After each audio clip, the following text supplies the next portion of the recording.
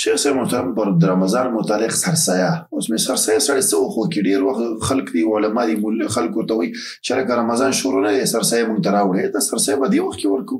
نه سرسایه په باره کې نبی کریم صلی الله علیه وسلم په دې په باره کې وامر بها ان تؤدى قبل خروج الناس الى الصلاه د الله نبی حکم کړی دی چې دا به اعلی ادا کېږي چې خلک د اختر مانځه ته وځي د هغې نه به مخکې ادا کوي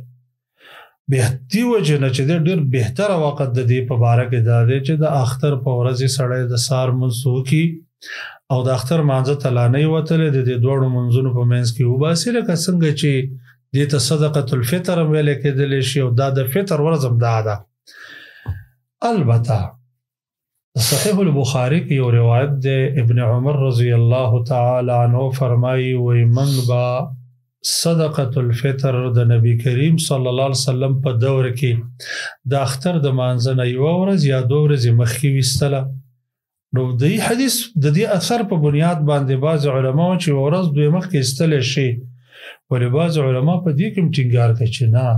هغې چې یوه ورځ دوه مخکې ورکوله نو بیت المال ته مسکین ته چې ورکوله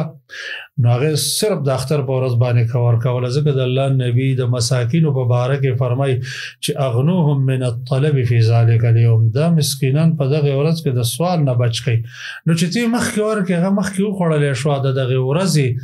د الله چې کوم ضیافت او مېلمستوب دی د بندګانو دپاره هغه ادا نه شي ځکه د سرسایه حقیقت هم دا دی چې د مسلمانانو د خوشحالۍ ورځ د باید ټول مسلمانان په دې ورځې خوشحاله نو مسکین سره خو د دغې ورځې خوراک رزق نشته دی به څنګه خوشحالي وکړي نو د الله د طرف نه د غنیانو په مال کې برخه مقرر کړی چې مسکین له برخه ورکړي چې هغې خوشحالي معنا وکړي په صحیح طریقې سره Don't forget to like, share and subscribe. Rana Studio Podcast.